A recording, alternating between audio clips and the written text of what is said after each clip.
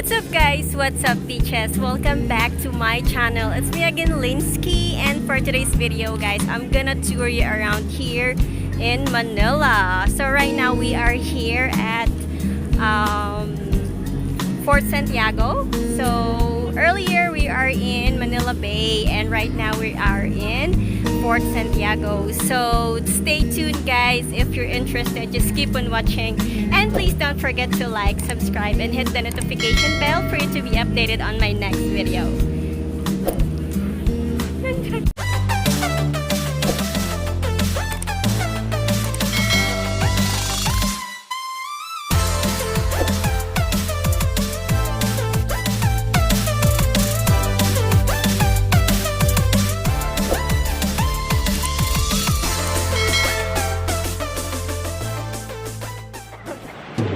Hey guys!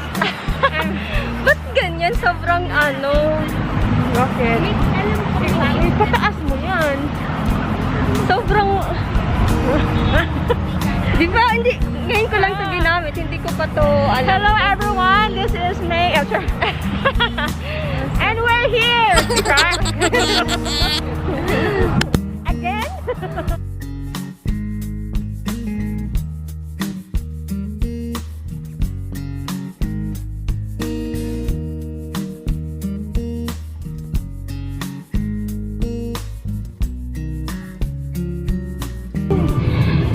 So we're going to Manila Bay. Dolomite. The White Beach. Oo, hindi namin alam kung paano pumunta doon. See you later, guys.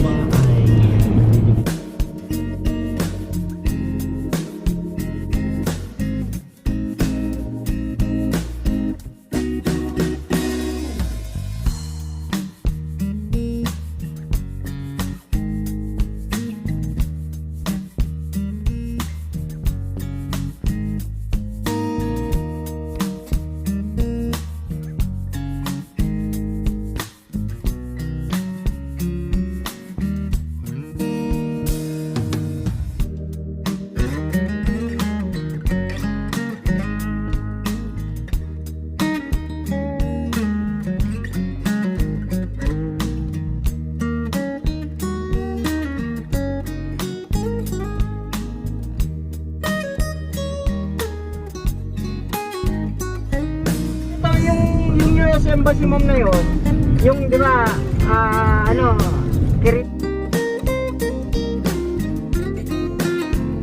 Quirino Grandstand.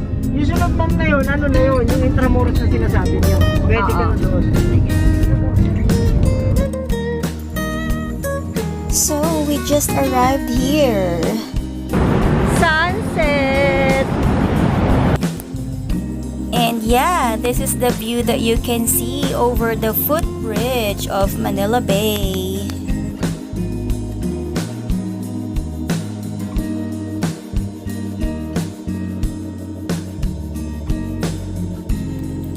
Medyo mainit pa rin, besh, kahit hapon na.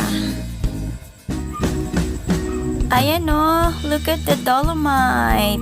Ginagawa pa lang nila yan. It's being constructed at the moment. So, we're not allowed to go beyond that footbridge. Hanggang dyan lang. Ang daming nagmamarites, no? Daming nagpipicture. And that is May, my friend. Lagi kong kasama.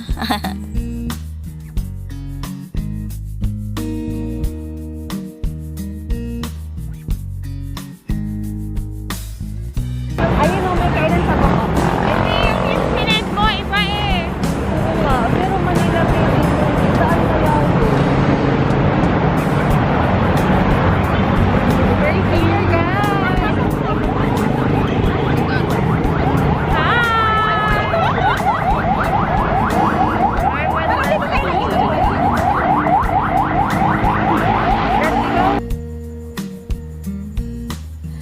Manila Bay Walk Dolomite Beach. So this is commonly known as Dolomite Beach. This is an artificial beach along Manila Bay in Manila, Philippines, of course. And this is created through the process of beach nourishment. It is part of an overall integrated coastal zone management that aims a coastal defense of the Manila Bay Rehabilitation Project. So this is gonna be like 900 meters. So the total area of this Dolomite beach is approximately 5.4 hectares. Bale, yung length, the total length should be 900 meters, but currently they've just finished 500 meters pa lang, and the lapad or width is 60 meters. So this area will be opened in public by next week, pero kami ay sobrang excited kaya kami nandito. So we're just gonna be staying here. We're not allowed to go beyond this point. Tara, let's go and check the street foods downstairs.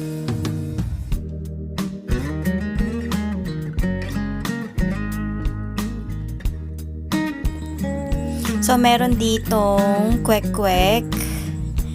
Madaming kwek-kwek, mga siomai, may balot, at may mani. And we also have people sa taas na nakatingin lang. Nagmumuni-muni.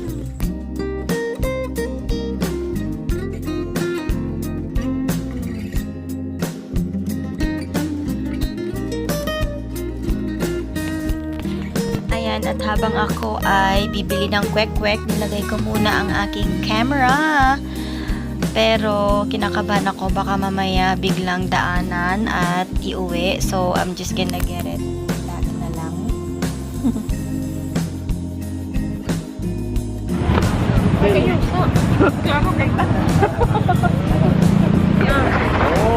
Cheers!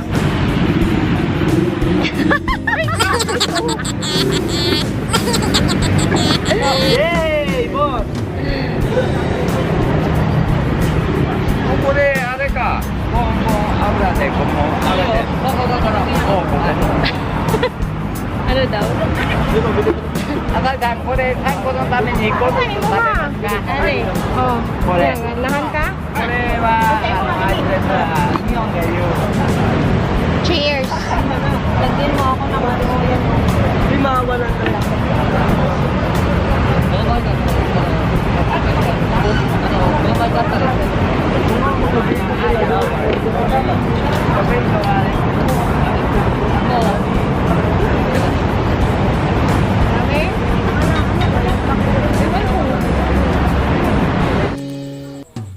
So, this is Philippine Kalesa. It is commonly seen in this Manila Bay area, especially in Luneta Park. Dito na nag-umpisa ang budol ni Kuya.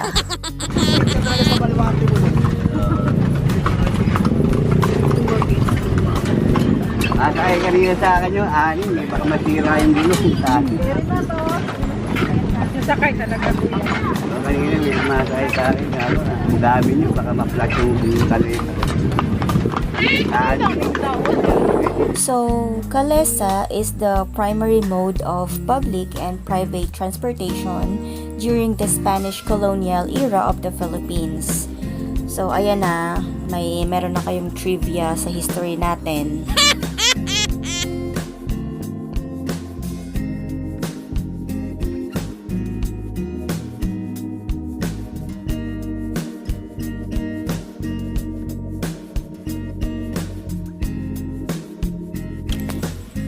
First stop is the Fort Santiago. So we're just gonna pay the entrance ticket and then we'll go around the area.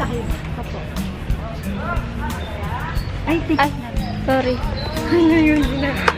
Tinago ko na eh. Tinago ko na siya. Tinago mo na ba?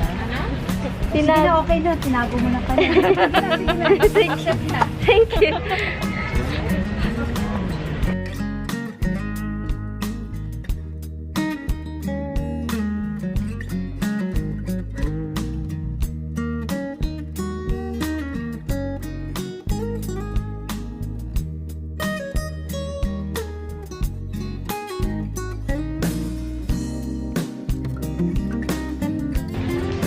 are here at Fort Santiago. Fort Santiago is one of the most important historical sites in Manila. So, several lives were lost in its prison during the World War II and the Spanish Empire.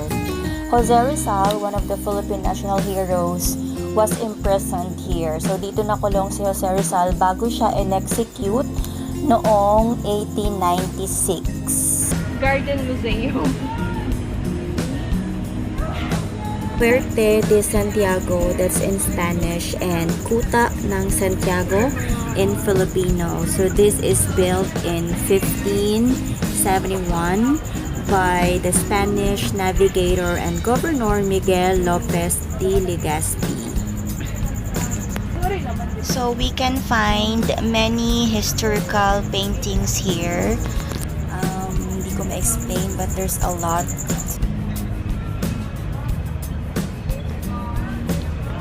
My clothes are not my consent.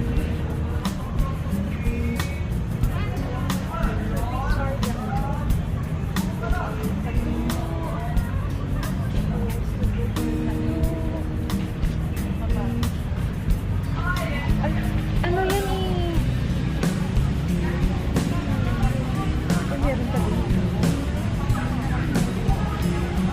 So, Fort Santiago, guys.